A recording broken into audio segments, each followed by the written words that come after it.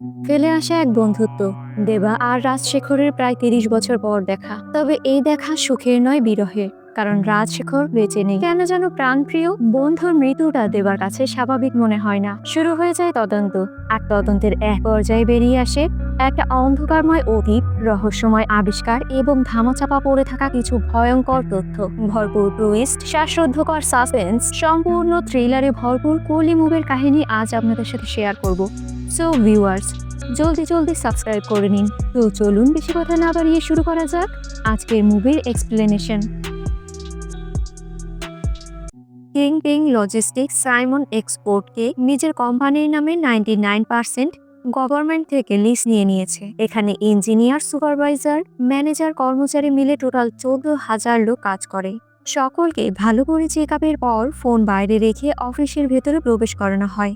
Illegal স্বর্ণ, electronic জিনিস, নকল জিনিসপত্র এবং সেসবের এক্সপোর্ট ইম্পোর্ট করা হয় এখানে। লাক্সারি ওয়াচেস কিনিয়ে এর মধ্যে সবচেয়ে বেশি চোরাচালান হয়। এর ভ্যালু গোল্ড আর ডায়মন্ডের থেকেও বেশি, তবে রিস্ক কম। এখানে আসা সকল নতুন কর্মীদের একবার চেক আপ করা হয়, তবে এই চেক আপ কিসের জন্য করা হয় তা এখনো জানা যায়নি। জয়াপাল মালের লোডিং এবং টাকার বিষয়টা সামলায়। কার্তিক কর্মীদের উপর নজর রাখে। সর্বানন্দ ট্রান্সপোর্ট এবং অন্যান্য বিজনেস সামলায়। এই সম্পূর্ণ তথ্য একজন কর্মচারী সিভিল ড্রেস পরিহিত কিছু লোকদের জানা ছিল। একজন ব্যক্তি বলে, এসব কিছু আমরা 8 বছর থেকে শুনে এসেছি। 8 বছর আগে একজন ইনফর্মারকে আমরা এখানে পাঠিয়েছিলাম। 1 বছর পর্যন্ত সে সবকিছুর সঠিক তথ্য দিয়েছিল। এরপর থেকে তার কোনো ধরনের কোনো খোঁজ খবর পাওয়া যায়নি। কর্মচারী বলে, দয়াল নামের এক জানোয়ার রয়েছে। সে যতদিন বন্দরে থাকবে ততদিন মানুষের বেচাফেরা মুশকিল। দয়ালকে সাইমনের পরে পোর্টের মালিক বলা চলে। ওর ধান্দায় কেউ আসলেই সে তাকে জানে মেরে দেয়। এমনকি মৃত ব্যক্তিরও কোনো হদিস পাওয়া যায় না। আমি সাইমনের ব্যাপারে খুব একটা জানি না। সে বন্দরে মাঝে সাঝে আসে, তবে এই বিজনেসের জন্য সাইমন এত লাভবান হতে পারে এটা সম্ভব না। এর পেছনে নিশ্চয়ই অন্য কোনো ধান্দা রয়েছে। এই রহস্য জানতে হলে তাদের রেস্ট্রিক্টেড এরিয়ায় যেতে হবে। এই তো কর্মজীবনের 1.5 বছরে এতটুকুই জানতে পেরেছি আমি। পরিবারের সাথে দেখা করেছি অনেক বছর আগে। এখন তো আমাকে যেতে দিন স্যার। কথাবার্তা শেষের লোকে বন্দরে চলে আসে, তবে এই খবর বন্দরের গুন্ডাদের কাছে লিক হয়ে যায়। সাইমনের ছেলে এই বিষয়টা দয়ালকে জানিয়ে দেয়। খাওয়া দাওয়া বাদ দিয়ে দয়াল বাইরে এসে হাত ধুয়ে মাইকিং করে বলে, পুলি নাম্বার 837। ভয়ে ভয়ে সেই ব্যক্তিটির সামনে চলে আসে। দয়াল সকলের সামনে ব্যক্তিটির কান ধরে টেনে মাঝখানে নিয়ে আসে। দয়াল বলে, কি করেছিস তুই? নিজের মুখেই সবকিছু স্বীকার যা। প্রথমে সেই ব্যক্তিটি স্বীকার যায় না, তবে এক পর্যায়ে দেখা যায় সেই ফ্যামিলিকে মৃত্যুর হুমকির উপর রেখেছে দয়ালের লোকেরা। চোখের পলকে ব্যক্তির পরিবারের সকলকে গুন্ডারা মেরে ফেলে। এরপর সেই কর্মচারীর হাত বেঁধে ফেলা হয়। গলায় শিকল পেঁচিয়ে গাড়ির সাহায্যে ঝুলিয়ে তাকে মৃত্যুবরণ দেয়া হয়। দয়াল সকলের উদ্দেশ্যে বলে, আজ আমি ঘোষণা করছি, এমন গর্তের মধ্যে থাকা ইঁদুরকে যদি তোমরা কেউ খুঁজে বের করে দিতে পারো, তাকে উপহার হিসেবে আমি 2 কোটি টাকা দেব। সিন পরিবর্তিত হয়। আমরা দেবা মেনশনকে দেখতে পাই। 3 জন ছেলে এই মেনশনে ভাড়া নিতে এসেছে। ম্যানেজার বলে, সাধারণ মানুষের জন্য এখানকার এক রুমের ভাড়া 2,500 টাকা করে, তবে স্টুডেন্টদের জন্য 700 টাকা করে ভাড়া, তবে 3 বেলাও খাবার ফ্রি। মেনশনের ভাড়া শুনে 3 জন ছেলের কিছুটা খটকা লাগে। মূলত কম ভাড়ার পেছনের রহস্য কি? আসলে এই বাড়িতে থাকতে হলে নানা ধরনের নিয়ম পালন করে চলতে হবে। আজ মেনশনের জন্মদিন, তাই তো সব জায়গায় সাজসজ্জিত করা হচ্ছে।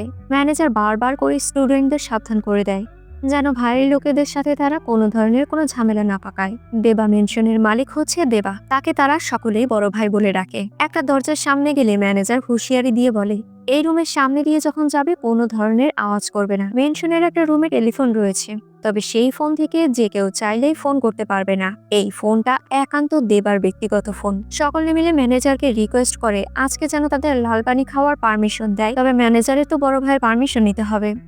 ম্যানেজার রেগে গিয়ে বলে, গত 20 বছর হয়েছে বড় ভাই লাল পানি ধরে না। তার কাছে যদি এই কথাটা বলি তাহলে কি হবে বুঝতে পারছো? এক কাজ করো, চলো সকলে মিলে পারমিশন নেই। সকলে মিলে চলে যায় বড় ভাইয়ের কাছে। তবে সকলের মনে একটু ভয় কাজ করছে, কারণ দেবার মুড কিরকম রয়েছে এখন তো বোঝা যাচ্ছে না। গিয়ে দেখা যায় দেবা ভাইজান কাটাছেঁড়া করছে। ম্যানেজার ভয়ে ভয়ে লাল পানি খাওয়ার পারমিশন চায়। এই কথা শুনে দেবা ভাই তার চেহারা দেখায়। ভাইজান বলে, আমার অজান্তে যারা যারা এখানে স্টকে লাল পানি রেখেছো তারা সকলেই হাত তোলো। ম্যানেজার খুব গর্বের সাথে বলে, না ভাই, আমার পারমিশন ছাড়া কেউ এই কাজ করবে না। ভাই বলে, পিছনে তো ঘুরে দেখো। দেখা যায় অনেকেই হাত তুলেছে। যাই হোক, শেষে দেবা পারমিশন দিয়ে দেয়। সকলে মিলে আনন্দ ফুর্তি নাচানাচি করে। সকলে লাল পানি একটা বড় ডেকচিতে একত্র করে ঢালে। অধীর অপেক্ষায় বসে রয়েছে সকলেই। তবে ভাইজান নাচতে নাচতে ডেকচিটি ঠাস করে দোতলা থেকে নিচে ফেলে দেয় আর সকলকে বলে, উপরওয়ালা আমাদের মৃত্যুর জন্য সময় দেয়, কিন্তু এই লাল পানি আমাদেরকে কোনো ধরনের সময়ই দেয় না। আমোদ ফুর্তি শেষে ভাইজানের অফিস কক্ষে একজন ব্যক্তি এসে বলে, রাজশেখর মারা গিয়েছে। রেলওয়ে প্ল্যাটফর্মে বডি পাওয়া গিয়েছে। পোস্টমর্টেম রিপোর্টে জানা গিয়েছে হার্ট অ্যাটাকের কারণে মৃত্যু হয়েছে। দেবার চোখ ছলছল করছে। পরদিন তিনি রাজশেখরের বাড়িতে চলে যায় এবং তার উদ্দেশ্যে শ্রদ্ধাঞ্জলি দেয়। রাজশেখরের বড় মেয়ে প্রীতি দেবাকে দেখে সেই স্থান থেকে রেগে বেরিয়ে যেতে বলে। দেবা মাথা নিচু করে বেরিয়ে যায়। রাজশেখরের 3 মেয়ে। বাবার ভালোবাসায় 3 মেয়ের জীবন খুব আনন্দেই চলছিল। দেবাকে বাইরে ম্যানেজার জিজ্ঞেস করে, রাজশেখরের মেয়ে আপনার সাথে ওরকম ব্যবহার করলো কেন? আর আপনি চুপ করে বেরিয়ে আসলেন কেন? রাজশেখর আপনার কি হয়? দেবা বলে, ঘনিষ্ঠ বন্ধু ছিল আমার। যাই হোক, রাজশেখরের অন্তিম কাজ সম্পূর্ণ হয়। মনে কোনো একটা সন্দেহ নিয়ে দেবা রাজশেখরের বিষয়ে বিভিন্নভাবে তদন্ত শুরু করে। কর্মস্থলে গেলে জানা যায় হঠাৎ করে গত 5 বছর আগে সে তার চাকরি ছেড়ে দিয়েছে। কিছুক্ষণ পর এক ব্যক্তি দেবাকে রাজশেখরের অরিজিনাল পোস্টমর্টেম রিপোর্ট দেয়। এদিকে দয়ালকেও কেউ ফোন করে বলে, আর একটাও যদি বডি পুলিশ পেয়ে যায় তাহলে কিন্তু এ বিষয়ে আমাদের হ্যান্ডেল করা খুব কষ্টকর হয়ে দাঁড়াবে।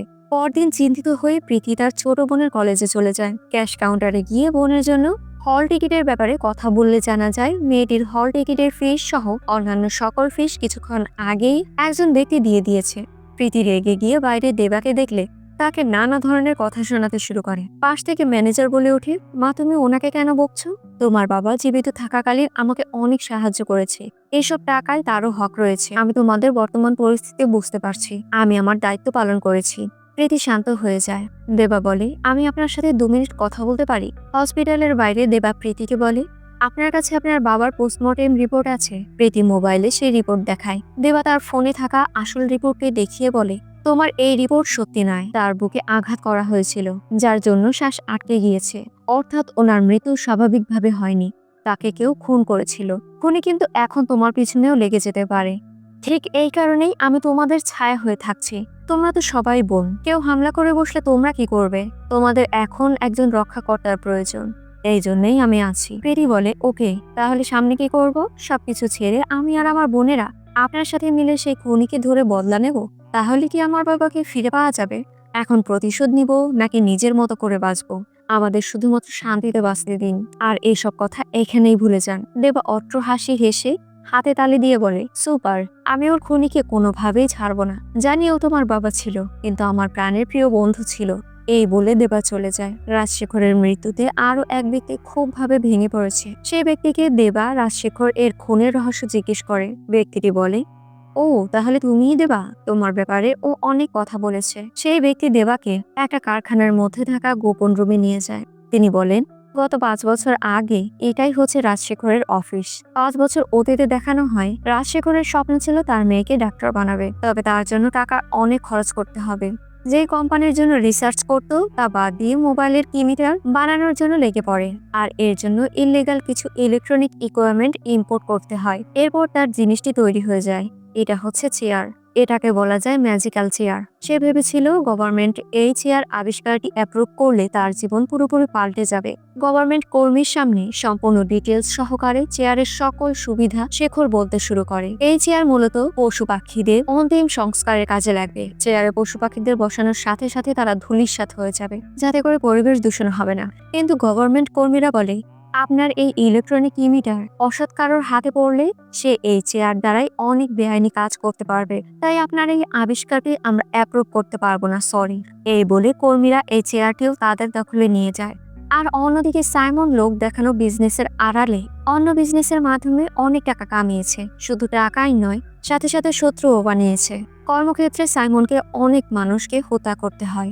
শত্রুদের রাস্তা থেকে সরাতে এক রাতেই 22 জনকে মেরে ফেলতে বাধ্য হয় তারা। সাইমন বুঝতে পারছিল না এতগুলো বডি কি করবে তারা। ঠিক এই মুহূর্তে সরকারি কাস্টম অফিসার এসে বলে, বাবা, কাস্টম ডিপার্টমেন্টে ক্লিয়ারেন্সে আমি একটা মানুষকে সাহায্য করেছিলাম। সে আলাদা আলাদা প্রবলেসে কপার ওয়্যার এবং আরো কিছু পার্টের মাধ্যমে ট্রান্সফার মেথড ইউজ করে একাই ইলেকট্রনিক চেয়ার আবিষ্কার করেছি। যদি আমরা সেই চেয়ারটি আনতে পারি, নিমিষের মধ্যেই আমরা সব বডিগুলোকে ধূলিসাৎ করে দিতে পারবো। সাইমন চলে যায় রাজশেখরের বাড়িতে। রাজশেখর আর প্রীতি দাঁড়িয়ে রয়েছে। সব কথা শোনার পর রাজশেখর বলে, তুমি কে আর কোথা থেকে এসেছো তা আমি জানি না, তবে আমি এই চেয়ারটি আবিষ্কার করেছি কুকুর আর বেড়ালের বডিকে ধূলিসাৎ করার জন্য। কিন্তু সেই চেয়ারে মানুষের বডি ধুলোই মিলিয়ে যাওয়া তো অসম্ভব। সাইমন রাজশেখরকে তার 3 মেয়ের মৃত্যুর হুমকি দেয়। অবশেষে রাজশেখর সেই যন্ত্র বানাতে শুরু করে, তবে প্রথমবার ব্যর্থ হয়, আবারও প্রসেসিং শুরু করে আর দ্বিতীয়বার সফল হয়। সাইমন রাজশেখরের হাতে কয়েক বান্ডিল টাকা দিয়ে বলে, তুমি যদি বাইরে এসব কথা কাউকে বলো আমার কিচ্ছু যাবে আসবে না, কারণ আমি যদি জেলে যাই তুমিও আর তোমার মেয়েও জেলে যাবে। তাই শান্তিতে বাঁচতে চাইলে আমি যা বলবো তাই করবে। এরপর থেকে রাজশেখর সেই কারখানার মধ্যে আলাদা একটা জগৎ তৈরি করে ফেলে। মূলত সাইমনের ধমকিতে ভয় পেয়ে এবং নিজের মেয়েদের বাঁচাতে রাজশেখর রেগুলার এই কাজ করতে শুরু করে। এই কাজের জন্য সাইমন তাকে প্রচুর পরিমাণ টাকা দিতে শুরু করে। এদিকে দয়াল প্রেসারে রয়েছে। উপর মহল থেকে বডির ব্যাপারে হুমকি দেয়া হচ্ছে। হঠাৎ করে মনে পড়ে রাজশেখরের সাথে তার মেয়েও ছিল। এই কাজে তার মেয়েও তাকে সাহায্য করত। তাই দয়াল সকলকে হুঁশিয়ারি দেয়। এতক্ষণে দেবারও মনে খটকা লাগে। তাই সে কাকুকে জিজ্ঞেস করে, রাজশেখরের মেয়ে এই চেয়ারের কাজ যে করতে পারে এই বিষয়টা সাইমনের লোকেরা জানে? কাকু মাথা নাড়িয়ে হ্যাঁ বলে। রাতের বেলা প্রীতি তার বোনেদের হোস্টেলে গিয়ে সবকিছু প্যাকিং করতে বলে। ততক্ষণে গুন্ডারা সেখানে চলে গিয়েছে। গুন্ডারা সকল ছাত্রীদের উদ্দেশ্য করে বলে, এখানে রাজশেখরের মেয়ে প্রীতি, প্রিয়া আর রেবতীকে দ্রুত নিজে থেকে বেরিয়ে আসো। প্রীতি সামনে চলে আসে। ঠিক এই মুহূর্তে বিকট একটা শব্দ হয় বাইরে। দেখা যায় দেবা চলে এসেছে। দেবা এক এক করে ধুমধাম ঢোল পেটাতে শুরু করে। ঢোল পেটানোর জন্য একজনের তো দাঁতটাই ভেঙে যায়। যদিও লেডিস হোস্টেলে দাঁতের ডাক্তার ছিল না, না হলে তো চিকিৎসা করাই নেওয়া যেত। এ সময় এক গুন্ডা প্রীতির চুলের মুঠি ধরে দেবাকে উদ্দেশ্য করে বলে, আরে কে রে তুই, নাকি এই মেয়েটিকে তোর চাই? ভাইজান আচ্ছা করে গুন্ডাটিকে ডিম থেরাপি দেয়। এরপর স্বাস্থ্য থেরাপি শুরু করে। এত কিছু সহ্য করতে না পেরে গুন্ডা বলে, প্রীতিকে ওঠানোর জন্য দয়াল বলেছে, যাতে করে তার মিশন অপারেট হতে পারে। দেবা বলে, ও আচ্ছা ওই মিশনের জন্য তো আমার কাছে আসা উচিত ছিল তোদের। এই বলে গুন্ডার ব্যথার স্থানে হাত দিয়ে আর একটু আঘাত করে বলে, আরে বাস, বডি ভর্তি তো প্রোটিন রয়েছে। গুন্ডা, প্রীতি আর দেবা মিলে সেই বন্দরে চলে যায়। বন্দরে ঢোকার সময় চারিপাশটা ভালো করে লক্ষ্য করতে থাকে দেবা। এরপর দয়ালের কাছে গিয়ে বলে, আমি রাজশেখরের কর্মী, বডি ডিসপোজ করার সময়ও আমি ছিলাম। রাজশেখর ছাড়া আমি আর তার মেয়েরা খুবই অসহায়। আমরাই আপনাদের কাছে আসছিলাম, তবে তার আগে আপনারা আমাদের কাছে পৌঁছে গিয়েছেন। দয়াল দেবার কাছে গিয়ে বলে, আমার কর্মীদের তুই মেরেছিস। দেবা বলে, যদি জানতাম আপনার কর্মী তাহলে কখনোই মারতাম না। ও বলেছে ও মেয়ের গায়ে হাত তুলবে, এটা কি সহ্য করা যায় বলুন? যদি বুঝতে পারতাম আপনি ডেকেছেন তাহলে আমরা নিজেরাই চলে আসতাম। ধুলাই হওয়া কর্মী বলে, না ভাই, এ আমাদের আগেই পৌঁছে গিয়েছিল। মনে হয় এ কোনো ধরনের পুলিশ ইনফর্মার। তবে এসব কথা দয়াল বিশ্বাস করে না। ভেতরের মধ্যে থাকা এক ব্যক্তি ইনজেকশন বের করে আর একটি মেয়েকে ইশারা করে। ইশারার সাথে সাথে মেয়েটি সেই স্থান থেকে চলে যায়। এদিকে এক কর্মী দেবাকে মারতে আসলে দেবা তার হাত মুচকে ধরে বলে, আমাদের টাকার প্রয়োজন আর তোমাদের কাজের প্রয়োজন, দুই পক্ষেরই প্রয়োজন রয়েছে। এই বলে লোকটিকে মারতে শুরু করে। এ সময় দয়ালকে উপর মহল থেকে আবারও ফোন দিয়ে জিজ্ঞেস করা হয়, চেয়ার অপারেটরের কোনো ব্যক্তি পাওয়া গিয়েছে কিনা। প্যারায় পড়ে দয়াল জিজ্ঞেস করে, চেয়ার অপারেটর করতে পারো দেবা? দেবা হেসে বলে, খেয়াল করে শোনেননি তাহলে, তাই না? কিরে, তুই তো ইন্ট্রোডাকশন দিতে পারতি আমার ব্যাপারে। চোখের পলকে একজন মৃত ব্যক্তিকে সেই চেয়ারে বসানো হয়। দয়াল বলে, শুরু করো, আমি দেখছি। দেবা হেসে বলে, এটা হাই ভোল্টেজের কাজ। এখানে থেকে দেখলে আপনি পুরোপুরি ঝলসে যাবেন। আপনার বাইরে থেকে দেখুন, আমরা ভেতরে সব কাজবাজ শুরু করে দেই। দয়াল চলে গেলে দেবা বলে, ম্যাডাম আপনি তো সব জানেন, শুরু করে দিন। প্রীতি বলে, আমি এখানে মাত্র 2 বার এসেছিলাম, সব পাল্টে গিয়েছে, বুঝতে পারছি না কি করব। দেবা বলে, ওকে তো আর এভাবে বলা সম্ভব না, তাই না? এইদিকে এই মেশিনে যে ইন্ট্রোডাকশন দিয়েছিল তার নাম হলো বিরু। সেও অতিরিক্ত মদ পান করেছে, আপাতত তার ভারসাম্য হারিয়ে ফেলেছে, তাই তাকে দিয়েও কোনো কাজ করানো পসিবল না বর্তমানে। প্রীতি আস্তে আস্তে তার জানা মতে সকল কাজ শুরু করে দেয়। দেবা না জানা সত্ত্বেও ও কিছু সুইচ অন অফ করে। এরপর কি করবে সে সময় প্রীতি কিছু সুইচ অন করে দেয়। আস্তে আস্তে কার্যক্রম হতে শুরু করে।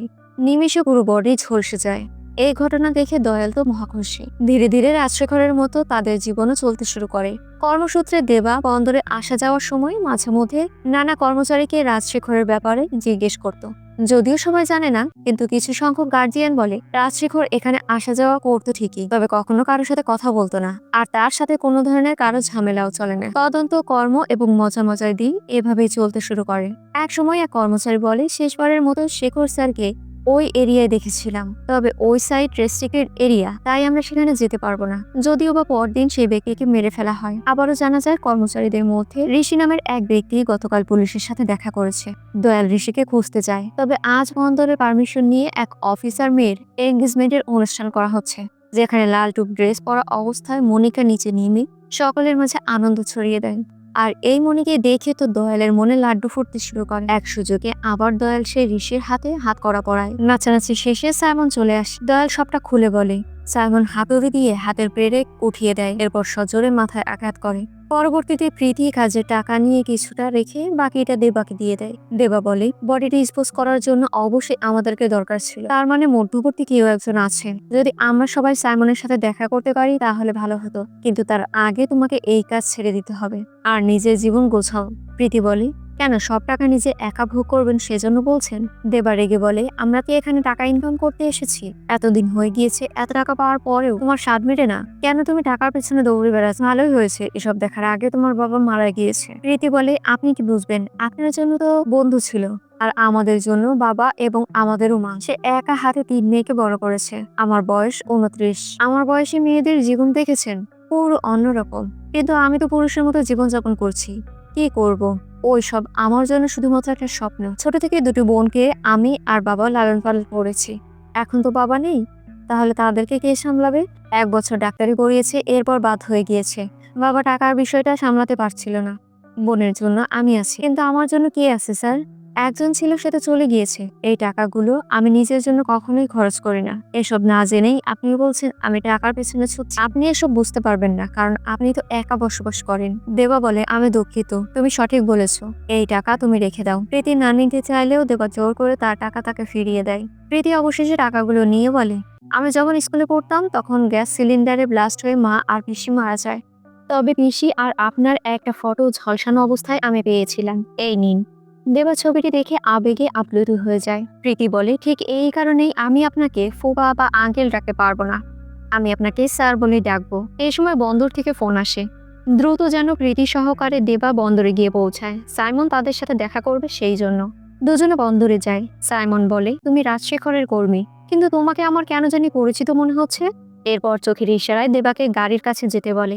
গাড়ির কাছে গিয়ে বডির উপর থেকে কাপড় সরালে দেখা যায় দয়ালের মৃত লাশ রয়েছে। আসলে গত 8 বছর ধরে সকলের চোখের আড়ালে পুলিশ ইনফরমার দয়াল ছিল। তাহলে 2 কোটি টাকা পুরস্কার ঘোষণার কি হবে, এমন সকলের উদ্দেশ্যে বলে। কর্মচারীদের মধ্যে যে আগে ওই চূড়ায় পৌঁছে কোটি টাকার বোর্ডটি ধরতে পারবে তাকে পুরস্কার প্রাপ্ত করা হবে, এমনটা সকলের উদ্দেশ্যে সাইমন বলে দেয়। শুরু হয়ে যায় দৌড় প্রতিযোগিতা। কর্মচারীরা সকলেই ওই নেম প্লেটটি ধরার জন্য ছোটাছুটি শুরু করে। অবশেষে একজন ব্যক্তি সেই নেম প্লেটটি ধরতে সক্ষম হয়। যাই হোক, বর্তমানে সাইমন দেবাকে বলছে কালকে দয়ালকে কমিশনারের অফিসের সামনে দাফন করে দেবে, যাতে পুলিশি কুকুর দেখলেই বুঝতে পারে সেখানে একটি লাশ দাফন করা হয়েছে নতুন নতুন অবস্থায়। ফলে 8 বছর আমার পা চাটা কুকুর যে পুলিশের সাথে হাত মিলিয়ে নেমো খারামি করার কেমন শাস্তি হতে পারে এটা তারা বুঝতে পারবে। দেবা চুপচাপ সেখান থেকে গাড়ি নিয়ে বেরিয়ে পড়ে। তবে প্রশ্ন একটাই, তারা তো নিজেরা চাইলেই এই লাশ কমিশনারের অফিসের সামনে দাফন করতে পারত, কিন্তু তার বদলে কেন দেবা আর প্রীতিকে এই কাজ দায়িত্বভার দিল? দেবা বলে, আমি ভেবেছিলাম এটাই হয়তো আমাদের শেষ কাজ হবে, আর ঠিক সেটাই হচ্ছে। তুমি আজকের পর থেকে এই কাজে আর যুক্ত থাকবে না, তুমি তোমার মতো চলতে শুরু করবে, আর আমি ধীরে ধীরে এই সাইমনের ব্যাপারে সব তদন্ত শুরু করে দেব।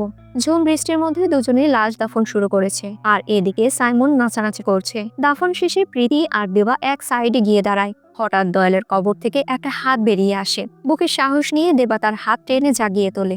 আধমরা ব্যক্তিকে বাঁচিয়ে না রেখে মেরে ফেলতে প্রীতির হাতে দেবা অস্ত্র তুলে দেয়, আর নিজে সাইডে গিয়ে এক কর্মীকে ফোন দিয়ে পুরো ঘটনা জানিয়ে দেয়। কর্মী জানায়, দেবা তুমি ওকে মেরো না, অনেক বড় একটা খাজানা তথ্য জানেও।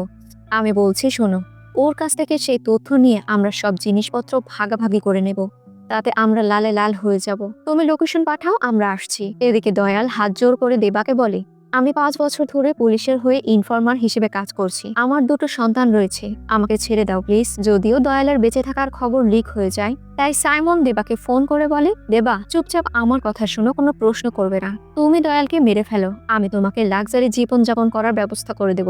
এর জন্য তুমি একটা স্পেশাল গিফট পাবে। দেবা সজোরে দয়ালকে আঘাত করে। পরক্ষণেই দেবা সাইমনের কাছে চলে আসে। সাইমন তাকে বসতে দেয়। সাইমন বলে, কোথাও তো তোমাকে দেখেছিলাম। প্রথম খুন করার পরে মনে একটু ভয় লাগছে তাই তো? এই নাও লাল পানি খাও। দেবা বলে, 30 বছর আগেই আমি ছেড়ে দিয়েছি। সাইমন বলে, এতবার মারলাম তারপরও ও মরল না। মৃত্যু তো তোমার হাতেই ছিল, কিভাবে মারলে তুমি ওকে?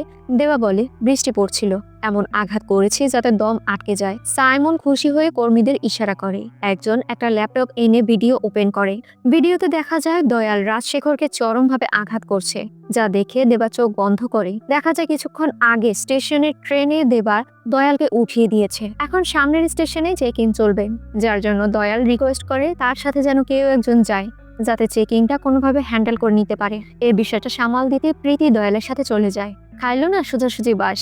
চোখ খুললে সাইমন বলে, তুমি রাজশেখরের অ্যাসিস্ট্যান্ট নও, তুমি ওর বন্ধু।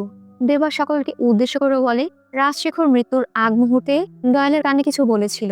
এ ব্যাপারে তোমরা কেউ কিছু জানো? সাইমন বলে, দেবা দুর্ভাগ্যবশত রাজশেখর আর দয়াল দুজনেই মারা গিয়েছে, তাই গোপন তথ্যটি বলার আর কেউ বেঁচে নেই। আমি যা বলছি শোনো, তুমি আমার কথা মতো চলো, দেখবে তোমার দুনিয়া পাল্টে যাবে। এই বলে সাইমন চলে যায়। এই মুহূর্তে দেবার ফোনে একটা কল আসে। রিসিভ করলে দয়াল হেসে বলে, কিরে বানালাম না তোকে একটা গাধা? আমি বেঁচে আছি এটা জানতে পারলে তো তোর ওখানে মৃত্যু হবে। মনে হচ্ছে এতক্ষণে পুরো পিকচার দেখে ফেলেছিস। মৃত্যুর আগ মুহূর্তে রাজশেখর আমার কানে কানে বলেছিল পাওয়ার হাউস। আচ্ছা, এই পাওয়ার হাউসের বিষয়টা কি রে? দেবা ফোন কেটে দেয়। সিন চলে যায় 30 বছর অতীতে, যেখানে দেবা লাল পানি খাচ্ছে। রাজশেখর বলে, আমি তো বলেছিলাম আমি যাব, তুই কেন আগে গেলি? প্রতিবার একই ইউনিয়ন ঝামেলা চলে, কোন খারাপে যেন লেগেই রয়েছে। এখন আর তুই একা নস, এখন তোর জীবনের সাথে আমার বোনের জীবনও জড়িত রয়েছে। ভালো করে ভেবে দেখ, জীবনে লাল পানির প্রয়োজন নাকি আমার বোনকে প্রয়োজন? এরপরেও যদি তোর খাওয়া লাগে তাহলে আমার লাশের ওপর বসে খাইয়ে নিবি। এরপর থেকে দেবা প্রতিজ্ঞাবদ্ধ হয় সে কখনো লাল পানি পান করবে না। যে দুটি মানুষের জন্য সে এই লাল পানি ছেড়ে দিয়েছিল, আজ তো সে দুটো মানুষ জীবিত নেই। তাই বর্তমানে মাথার মধ্যে শয়তানি প্যাচ নিয়ে মুখে একটা রহস্যময় হাসি দিয়ে সেই কর্মচারীর গলায় ছুরি ধরে, কারণ দয়ালের সাথে কোনো এক ডিল করতে চেয়েছিল এই কর্মী। সাইমন বলে, এই খবর আমিও জানি, তবে ওকে কখন মারবো সেটা আমার ইচ্ছে, তাই তুমি আমাকে সরি বলো। কিন্তু ভাইজান একটুও ভয় না পেয়ে সাইমনের চোখের সামনে কর্মচারীকে মেরে ফেলে। কিছুক্ষণ পর দয়াল দেবাকে ফোন করে বলে, ভালো করে ভেবে দেখো, বাপকে মেরেছি, এখন তার মেয়েও আমার হাতে। আমার অসম্পূর্ণ কাজ রেখেই আমি মারা গিয়েছি, এখন সেই কাজগুলো তোমাকে সম্পূর্ণ করতে হবে। দেবা অট্র হাসি দিয়ে বলে, আমি সব কাজ সম্পূর্ণ করব। অতীতে দেখা যায় দয়াল রাজশেখরকে বলছে, সব ইনফরমেশন কালেক্ট করে ফেলেছেন স্যার। এই বলে মাথায় আঘাত করে তাকে বেঁধে ফেলে। দয়াল বলে, শুধু শুধু কেন আমাকে উস্কালেন? যা দিয়েছিলাম তা করে ফেললেই তো হতো, আপনার কি মৃত্যুর ভয় নেই?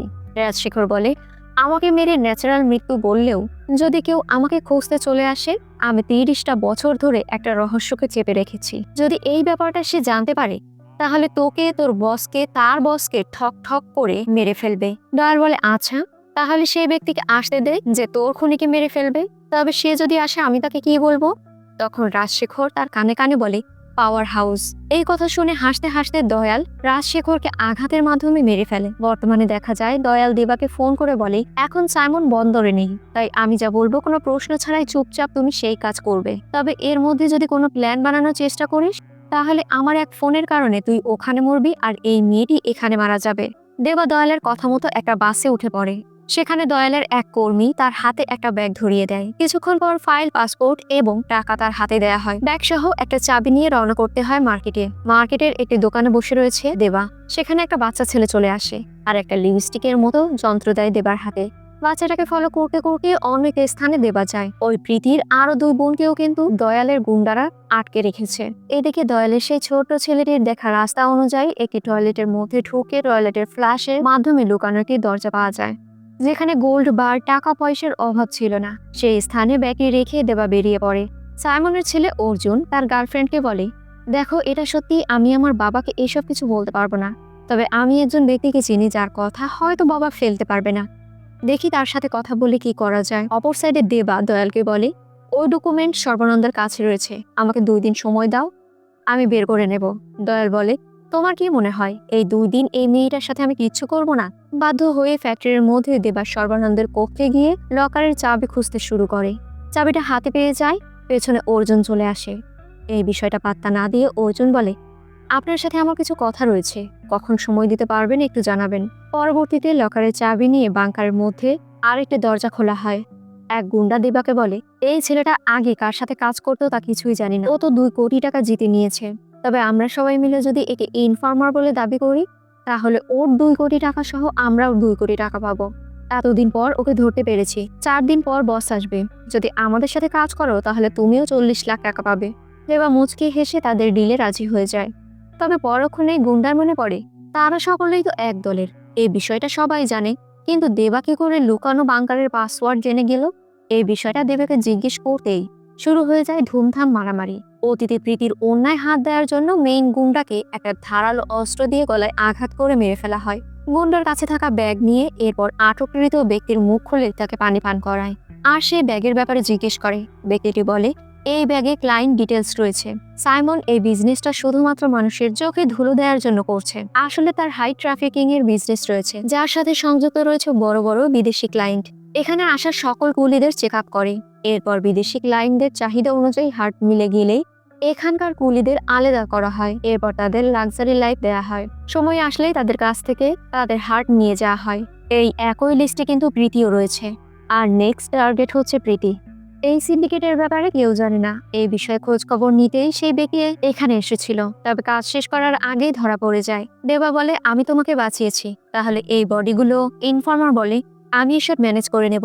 পরবর্তীতে দেবার লোকেরা সিস্টেমে দয়ালের পুলিশি জীবন বৃত্তান্ত সবকিছু একটা ফাইল করে হ্যান্ডওভার করে। এদিকে দয়ালের দিকেও নজর রাখছে, তবে তাকে আটক করতে পারছে না, কারণ দয়াল সব স্থানে প্রীতির হাত শিকল দিয়ে বেঁধে ধরে রেখেছে। এটা করলে হয়তোবা তার কাছে থাকা পিস্তল দিয়ে প্রীতির ক্ষতি করতে পারে। দেবা বলে, যতক্ষণ আমি কিছু না বলবো ততক্ষণ শুধু ওদের উপর নজর রাখবে। দয়াল দেবাকে ফোন করে বলেন, এটাই তোমার শেষ কাজ, তুমি ভয় পেও না। অর্জুন যখন বন্দর থেকে বের হবে তখন তুমি তোমার গাড়িতে ওকে উঠিয়ে নিয়ে চলে আসবে। ওইখান থেকে বেরিয়ে গেলেই আমি বিষয়টা সেটেলমেন্ট করে নেব।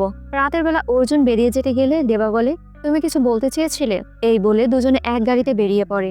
এবার দয়াল ফোন করে দেবাকে বলে অর্জুনকে যেন মেরে ফেলা হয়। এই কাজ দেবা করতে না চাইলে দয়াল প্রীতির গলা চেপে ধরে। আওয়াজ শুনতে পেয়ে দেবা বাধ্য হয়ে রাজি হয়ে যায়। গাড়ি চলতে থাকে।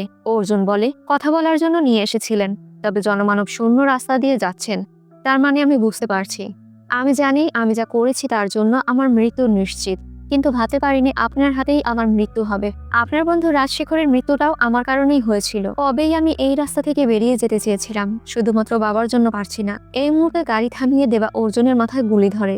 এতক্ষণে দেবার সাথে অর্জুনকে আসতে দেখে এই খবর এক কর্মী সাইমনকে জানিয়ে দেয়। দেবা বন্দুক ছড়িয়ে সামনের দিকে লাইট জ্বালিয়ে দেয়। সামনে অর্জুনের গার্লফ্রেন্ড রয়েছে। দেবা বলে, কেউ কিছু জানার আগে তুমি তোমার গার্লফ্রেন্ডকে নিয়ে এখান থেকে পালিয়ে যাও। এই সময় সাইমন অর্জুনকে ফোন করে জিজ্ঞেস করে, কোথায় আছিস তুই? অর্জুন বলে, বন্ধুর সাথে পার্টি করছি, পরে কথা হবে। বিষয়টা বুঝতে পেরে সাইমন তার কর্মীকে বলে, তোমার কাছে তো বন্দুক আছে, অর্জুনের উপর নজর রেখো। অর্জুন চলে যায় তার গার্লফ্রেন্ডের কাছে। দেবা গাড়ি নিয়ে সেই স্থান থেকে চলে যায়। আর এই বিষয়টা নিয়ে সাইমন খুবই চিন্তিত। পরদিন দয়াল দেবাকে ফোন করে বলে, তোকে এতবার করে বলেছিলাম, কিন্তু তুই আমার কথা শুনলি না। ভিডিও কলে আয়। ভিডিও কলে দেখা যায় প্রীতিকে ছাদের শেষাংশে ঝুলিয়ে রাখা হয়েছে। এরপর হুমকি দিতে শুরু করে। দেবা তো ভয় রিকোয়েস্ট করতে শুরু করে, তবে হুট করেই কণ্ঠস্বর পাল্টে যায়। চোখে সানগ্লাস নিয়ে বলে, আরে কনস্টেবল, অনেক শয়তান দেখেছি, কিন্তু তোর মতো বড় শয়তান হয়তো কেউ আর হবে না। তোর সবচেয়ে বড় ভুল হচ্ছে তুই সব কথাই আমাকে বলে দিয়েছিস। তোর কর্মীদের বল সেই বন্ধ ঘরটা চেক করতে। নিমিষেই ফোন চলে যায়। চেক করে দেখা যায় পুরো রুম ফাঁকা। দয়াল হেসে বলে, ওর দুটো বোন তো আমার কাছে রয়েছে, তুই কি ভুলে গিয়েছিস? আরে বাবা, আর একবার ফোন করে দেখ তারা আছে কিনা। ফোন করলে দেখা যায় প্রীতির 2 বোন সেফ স্থানে চলে গিয়েছে। দয়ালের তো মাথা নষ্ট হয়ে যায়। দেবা বলে, গতকালের রাত্রের ঘটনাটা শুধুমাত্র অর্জুন আর সেই মেয়েটি জানতো, কিন্তু অর্জুন তো নিজের কথা তোকে জানাবে না, অতএব ওই মেয়েটিই তোকে ইনফরমেশন দিয়েছে। আসলে খোঁজ নিয়ে জানা গিয়েছে এই মেয়েটি তোর স্ত্রী, তাই তো? চারিদিক থেকে দয়াল আটকে যায়। এবার প্রীতি দয়ালের হাতে শিকল দিয়ে বেঁধে দেয়, আর গলায়ও বেঁধে দেয়। পুরো একটা কুকুরের মতো দেখাচ্ছে। প্রীতি বলে, স্যার, একে কষিয়ে একটা থাপ্পড় মারতে পারি? দেবা বলে, এমন জোরে মারবি যেন তোর বাবার কান পর্যন্ত পৌঁছে যায়। প্রীতি কষিয়ে একটা চড় মারে। এরপর সে সেই স্থান থেকে চলে যায়। ফাঁকা বিল্ডিং এর মধ্যে দয়াল সেই স্থানে চিৎকার করে ওঠেন। দেবার মেনশন থেকে ফোন আসে। ম্যানেজার বলে 10 জন লোক ভাড়া নিতে এসেছে, তবে দেখে মনে হচ্ছে গুন্ডা টাইপের। দেবা বলে তাদের ভাড়া দিয়ে দাও। এদিকে চাচা বলে তোমার কুলি নাম্বার 5821 তাই না? কখনো তোমার ল্যান্ডলাইনে কেউ ফোন করে যদি কুলি নাম্বার বলে তাহলে সেই হবে তোমার সন্তান। দেবা চমকে বলে এ কথা আমাকে আগে কেন বলেননি? চাচা বলে রাজশেখরের যখন মনে হয়েছিল এই কাজের জন্য তার প্রাণের ঝুঁকি রয়েছে তখন সে 2 বার তোমার মেনশনে গিয়েছিল, তবে আবারও ভয় দেখা না করে চলে এসেছে যদি তুমি এই খবর শুনে লাল পানি খেতে শুরু করো সেজন্য। দেবা এই বিষয়টা নিয়ে চাচার উপর রাগ দেখায়, কেন আগে এই কথাটা তাকে জানানো হয়নি। তাই এই বিষয়টা দ্রুত দেবা মেনশনের কর্মীদের জানিয়ে দেয়। দেবা অর্জুনকে বলে এটা ভেবো না যে তুমি বোকা হয়ে গিয়েছো, এটা ভাবো যে তুমি বেঁচে গিয়েছো। প্রীতি বাইরে বেরিয়ে তার বোনদের সাথে যোগাযোগ করে। দেবা সেখান থেকে বেরিয়ে গেলে অর্জুনকে তার গার্লফ্রেন্ড বলে আমি তার জালে ফেসে গিয়েছিলাম, সে আমাকে বাবা মায়ের মৃত্যুর হুমকি দিয়েছিল, তুমি আমাকে মেরে ফেলো। অবশেষে মেয়ের ইমোশনাল কথাবার্তায় অর্জুন তাকে বিশ্বাস করে নেয়। তবে চোখের পলকে অর্জুনের চোখে ধুলো দিয়ে মেয়েটি অর্জুনকে বারবার আঘাত করতে শুরু করে। মেয়েটি দেবার কিছু কর্মী এবং সাইমনের কর্মীকেও মেরে ফেলে। মেয়েটির নাম কল্যাণী। সে তার হাজব্যান্ডকে ফোন করে বলে দ্রুত গিয়ে প্রীতিকে আটকাও, এখনো বেশি দূর যেতে পারেনি, আর এদিকটা আমি সামলে নিচ্ছি, তোমার লাইভ লোকেশন আমাকে পাঠিয়ে দিও। দয়াল দ্রুত বেরিয়ে পড়ে, আর এদিকে কল্যাণী চাচাকে সেই চেয়ারে বসিয়ে মেরে ফেলে। আসলে কল্যাণী আর দয়াল একই ব্যাচের ছিল। এসব কিছুই তাদের প্রি প্ল্যান ছিল। তারা টাকার জন্য সবকিছুই করতে রাজি আছে। দেবার মারামারির একটা ভিডিও সাইমন সিসি ক্যামেরায় দেখে নেয়। অর্জুনের ওপর নজর রাখা কর্মীর লাশ সাইমনের কাছে পৌঁছে যায়। রাতের বেলা দয়াল খুঁজতে খুঁজতে প্রীতিকে দেখতে পায়। শুরু হয়ে যায় ধাওয়া পাল্টা ধাওয়া। এক পর্যায়ে গাড়ি অ্যাক্সিডেন্ট করে। দয়াল প্রীতির উপর আক্রমণ করতে যায়, তবে অনেক কষ্টে দেবার লোকেরা দয়ালকে আটকে ফেলে। ততক্ষণে প্রীতিকে নিয়ে দেবার এক ব্যক্তি সেই স্থান থেকে পালিয়ে যায়, আর এদিকে বাকি লোকেরা দয়ালকে মেরে ফেলে। দেবা মেনশনে আসলে সকলকে বলে কেউ যেন বাইরে না যায়, যার যার রুমে থাকে। দেবা প্রীতির বোনেদের কাছে গিয়ে তাদের কোন ধরনের গান পছন্দ তা জিজ্ঞেস করে। মেয়েদের কথা অনুযায়ী সে ধরনের গান চালিয়ে পুরো মেনশনে লাউড স্পিকারে আওয়াজ করা হয়। এরপর রুমের দরজা আটকে দেওয়া হয়, আর বাইরে শুরু হয়ে যায় গুন্ডাদের সাথে মারামারি। এদিকে দয়ালের হাত থেকে বাঁচার জন্য প্রীতি বিপদের শেষ প্রান্তে এসে পৌঁছেছে। অবশেষে তার মনে পড়ে তার বাবা একদিন বলেছিল যদি আমার মৃত্যু হয় আর তোমাদের 3 জনের উপর কোনো ধরনের বিপদ আসে তাহলে তোমার ফোনে আমি একটা নাম্বার পাঠিয়েছি, ওই নাম্বারে ফোন করে কুলি নাম্বার 5821, ব্যাস এতটুকুই বলবে। এই ব্যাপারে আর কিছু জিজ্ঞেস করো না আমাকে, শুধু বিষয়টা মাথায় রেখো। প্রীতি ভয়ে ভয়ে নাম্বারে ফোন দেয়। ম্যানেজার চিৎকার করে দেবাকে ডাক দেয়। দেবা গুন্ডাদের প্রতিহত করে ফোনটা রিসিভ করে। প্রীতি বলে আপনি কি? আমি জানি না, বাবা বলেছিল যখন বিপদে পড়বো তখন এই নাম্বারে ফোন করে কুলি নাম্বার বলবো। আমার নাম প্রীতি, আর আমার বাবার নাম রাজশেখর। এইসব কথা বলতে বলতে দয়াল প্রীতিকে গিয়ে একটা চড় দেয়। হাত থেকে ফোন পড়ে যায়। এদিকে ল্যান্ডলাইনের তারটাও গুন্ডাদের কারণে কেটে গিয়েছে। দেবা স্টেশনে দ্রুত লোক পাঠাতে বলে, আর এখানে থাকা গুন্ডাদের মারতে শুরু করে। চাচা প্রীতিকে বাঁচাতে দয়াল সহ ট্রেন থেকে ঝাঁপ দিয়ে নিচে পড়ে যায়। চাচার ফোনটাও নিচে পড়ে যায়। দয়াল চাচাকে মেরে ফেলে। প্রীতি যেন একটা ঘোরের মধ্যে আছে। দয়াল সাইমনের এক কর্মীর গাড়িতে ওঠে, আর সাইমনকে ভিডিও কলে সম্পূর্ণ ঘটনা জানায়। সম্পূর্ণ দোষ দেবার উপর চাপিয়ে দিয়ে বলে এই কাজে রাজশেখরের মেয়েও জড়িত রয়েছে, যে কিনা কিছুক্ষণ পরে স্টেশনে নেমে যাবে। শয়তান দয়াল বলে আমাকে বাধ্য হয়ে আপনার ছেলেকে হত্যা করতে হচ্ছে, আমাকে মাফ করে দেবেন। এই বলেই অর্জুনকে শেষ করে দেয়া হয়। সাইমনের লোকেরা দেবার মেনশন আক্রমণ করে। দেবার পরিস্থিতিও বর্তমানে খুব খারাপ। অবশেষে দেবা একটা সিটি মারে, আর ওই সিটির আওয়াজ শুনে ওই যে একটা ঘরের সামনে দিয়ে সকলকে শান্ত হয়ে যেতে বলেছিল সেই রুমের মধ্যে থাকা কালিশার নামের এক ব্যক্তি বেরিয়ে আসে। এই হচ্ছে আরেক হিরো। এবার 2 হিরো মিলে মারামারি শুরু করে। শ্রুতি স্টেশনে চলে যায়, একজনের কাছ থেকে একটা ফোন নেয়। এই মুহূর্তে কল্যাণী এসে বলে দেবা স্যার আপনাকে নিতে পাঠিয়েছে। দুজনে গাড়িতে ওঠে। কল্যাণী ড্রাইভারকে অন্য একটা রাস্তার কথা বলে, তবে ড্রাইভার বলে আপনাকে অন্য জায়গায় নিয়ে যেতে বলেছে।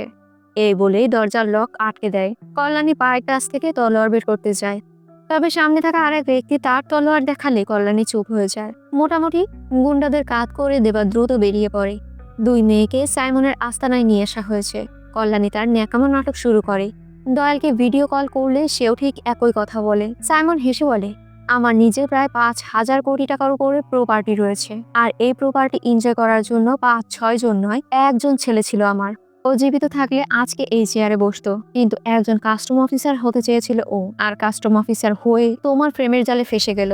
এই বলে কল্যাণীকে মেরে ফেলে, আর ভিডিও কলে দয়ালকে যত দূর সম্ভব পালাতে বলে। এবার প্রীতির পালা। এতক্ষণ পর দেবা এসে যায়। সাইমন বলে আমার এখানে চুরি হওয়া ফাইল, হার্ট ট্রান্সফারের রিপোর্ট এসব কিছু আমার জন্য গুরুত্বপূর্ণ নয়, কিন্তু দয়ালের জন্য গুরুত্বপূর্ণ। তোর উপর ভরসা করে একজন ব্যক্তিকে মেরে ফেলতে বলেছিলাম। ওকে মেরে ফেললে আজকে আমার ছেলে জীবিত থাকতো। আমি চাচ্ছিলাম তোর সন্তানকেও শাস্তি দিয়ে মেরে ফেলতে, যাতে তুই আমার কষ্টটা বুঝতে পারিস। তবে তোর তো কোনো সন্তান নেই, কিন্তু প্রীতি তো তোর প্রাণের চেয়েও প্রিয় বন্ধুর মেয়ে। ওকে মারলে হয়তো আমার কষ্টটা তুই বুঝবি। তবে তারপরে তো তোর এখানে আসার কথা না, তুই এখানে কেন এসেছিস? দেবা বলে, তোর ছেলেকে তো আমি মারিনি। ওকে ছেড়ে দে, দরকার হয় তুই আমাকে মেরে ফেল। সাইমনের কর্মীকে নির্দেশ করে যেন প্রীতিকে অপারেশন থিয়েটারে নিয়ে যাওয়া হয়, আর ওয়াকিটকিতে নির্দেশ দিলে প্রীতির হার্ট বের করে ফেলা হবে। দেবা বলে, আমি একজন কুলি ছিলাম, আমাকে খাবার দেওয়ার মতো কেউ ছিল না। আমার মতো প্রায় 7 জন নর্থ ইন্ডিয়াতে এক্সপোর্ট ইম্পোর্টের কোম্পানিতে জয়েন করে। আমাদের দেখাশোনা করার মতো কেউ ছিল না, শুধুমাত্র রাজশেখর ছাড়া। আমাকেও খুব ভালোবাসতো, আমাকে ওর ঘরে রেখেছিল, এমনকি ওর কলিজার টুকরা বোনের সাথে আমার বিয়ে দিয়েছিল। আমার মতো মানুষকে সে তার পরিবারের সাথে যুক্ত করে, সম্মানের সাথে বাঁচার সুযোগ করে দেয়। আমরা শুধুমাত্র কুলির মতো কাজ করে গিয়েছি, তবে কখনো কাজের ব্যাপারে তদন্ত করিনি। জানতাম না আমরা ড্রাগসের কাজ করছিলাম, যার দাম অনেক ছিল। একদিন বিষয়টা পুলিশের কাছে চলে যায়, সম্পূর্ণ দোষ কুলিদের উপর গিয়ে পড়ে। বিদেশি নিয়ম ছিল ড্রাগস পাচারে ধরা পড়লে মৃত্যুর আগ পর্যন্ত জেলে থাকতে হবে। এখানকার পুলিশ অফিসার বলেছিল মোটামুটি কিছু সংখ্যক মানুষ যদি এই অপরাধ স্বীকার করে নেয়, তাহলে যেভাবে হোক আমাদের তারা বাঁচিয়ে নেবে। এ কথায় আমরা রাজি হয়ে যাই। আমরা মোটামুটি 400 সদস্য স্বীকারোক্তি দেই। রাজশেখর আমাকে মানা করেছিল স্বীকারোক্তি যেন না দেই, স্বীকারোক্তি দিলে আমাকে পরিবার হারাতে হবে। তবে আমি আমার কুলিদের সাথে ছিলাম, পরিবার বাদ দিয়ে আমি কুলিদের সঙ্গ দেই। যার সময় জানতে পারি আমাদেরকে জেলখানায় নয় বরং সমুদ্রের মাঝখানে মেরে ফেলা হবে। অনেকেই মারা যায়, শুধুমাত্র 20 জনকে বাঁচাতে পেরেছিলাম আমি। এসব কর্মকাণ্ডের মূল শয়তানকে আমি সেখানেই মেরে ফেলি। আর সে আর কেউ নয়, সে হচ্ছে তোর বাবা, এবং তোর বাবাকে মৃত্যু প্রদান করা লেবার হচ্ছে আমি। আমি দেবা, অর্থাৎ দেবরাজ। এ সময় ওয়াকিটকি মিউট করে দেবা বলে, এত তথ্য নিয়েছিস, তবে জানতেই পারিসনি রাজশেখরের মেয়ে আমার নিজের মেয়ে। বলেছিলি না আমাকে কোথাও দেখেছিস, কিন্তু চিনতে পারিসনি। শুরু হয় ভিলেন আর নায়কের মধ্যে লড়াই। দুই পক্ষ চেষ্টা করছে একে অপরকে প্রতিহত করতে। দেবা এক পর্যায়ে অস্ত্র দিয়ে সাইমনকে আঘাত করে বলে, ভেবেছিলাম তুই ভালো হবি, তবে তুই তো তোর বাপের থেকেও বেশি শয়তান হয়ে দাঁড়ালে, তাই তোকে তো ছেড়ে দেওয়া যাবে না। সাইমন বলে, আমি মরলে আবারও কেউ তোকে মারতে আসবে। কালিশান ল্যাবে পৌঁছে যায়। প্রীতিকে উদ্ধার করে দেবার নির্দেশ দেয় ল্যাবকে উড়িয়ে দিতে। অবশেষে সাইমনকে সোনার শিকল দিয়ে কুকুরের মতো মেরে ফেলা হয়। কোম্পানি সেখানেই ধ্বংস করে দেয়া হয়। কিছুক্ষণ পরে তাদের সকলকে কিছু গুন্ডারা ঘেরাও করে ফেলে, চোখে কালো কাপড় বেঁধে অন্য মরুভূমিতে নিয়ে চলে যায়। একটু পরেই হেলিকপ্টারে করে সাইমনের বস নেমে আসে। এই হচ্ছে দাহা। সে এক এক করে সাইমনের লোকেদের মারতে শুরু করে। এরপর দেবাকে মারার জন্য ছুরি দিয়ে আঘাত করতেই যাবে, তখন তার মনে পড়ে অতীতের কথা। যখন দেবা কুলি ছিল, তখন একাই এই কুলিদের বাঁচাতে দেবা লড়েছিল। দাহা বলে, আপনি কেমন আছেন ভাই? এখন পর্যন্ত দাহা দেবকে মনে রেখেছে, এই বিষয়টা দেবার অবাক লাগে। দাহা বলে, যখন আমি বাবার চেয়ারে বসেছিলাম তখন আমি আপনাকে আর আপনার কর্মীদের অনেক খুঁজেছিলাম। আমি আপনাকে আমার রাইট হ্যান্ড বানাতে চাই। এখন বলেন আমার সাথে কাজ করবেন? দেবার কর্মকাজে আমরা বুঝতে পারি দেবা রাজি হয়েছে। দেবা দাহার বাবার কাছে গিয়ে বলে, তুই তো আমাকে ভালো করেই জানিস, তোর ছেলেকে বলে দিস আমাদের পেছনে কাজ করতে গিয়ে যদি আমার কলির কোনো ধরনের ক্ষতি হয় তাহলে কি পরিস্থিতি হবে সেটা ডিটেলসে বলে দিস। 3 নায়ক একসাথে ডিল করে। অবশেষে দয়ালকে দেবা মাথার সাহায্যে আঘাত করে বড় গর্তের মধ্যে ফেলে দেয়। গর্তটি মাটি দিয়ে পরিপূর্ণ করা হয়। কয়েকদিন পর এয়ারপোর্টে প্রীতি জিজ্ঞেস করে, আপনি যখন কুলি ইউনিয়ন ছিলেন আপনার ব্যাচ নম্বর কত ছিল? দেবা মিথ্যে একটা নাম্বার বলে। প্রীতি বলে, আপনার সাথে কাজ করে কুলি নাম্বার 5821, এর ব্যাপারে আপনি কিছু জানেন? দেবা বলে, এত মানুষের ভিড়ে আলাদা করে কারো নাম্বার মনে নেই। প্রীতি এত সব কিছুর জন্য তাকে ধন্যবাদ জানায়। দেবা বলে, কখনো কোনো ধরনের বড় সমস্যায় পড়লে জাস্ট একটা কল করবে। এই বলে মাথায় হাত বুলিয়ে চলে যায়। শেষবারের মতো প্রীতি বলে, আমি আপনাকে আজ থেকে আঙ্কেল বলবো। এই বলে মুচকি হেসে যে যার রাস্তায় চলে যায়। তবে রক্তের সম্পর্ক একটা আলাদাই অনুভূতি থাকে, যে সম্পর্কের অনুভূতি দুজনেই মনে মনে অনুভব করতে পারছিল। আর এই সুন্দর কাহিনী দিয়ে আজকের এই মুভিটি শেষ করা হয়। সো ভিউয়ার্স, ভিডিওটি কেমন লাগলো? ভালো লাগলে লাইক, কমেন্ট, শেয়ার এবং সাবস্ক্রাইব করবেন। ভুল ত্রুটি ক্ষমার চোখে দেখবেন। এতক্ষণ আমার সাথে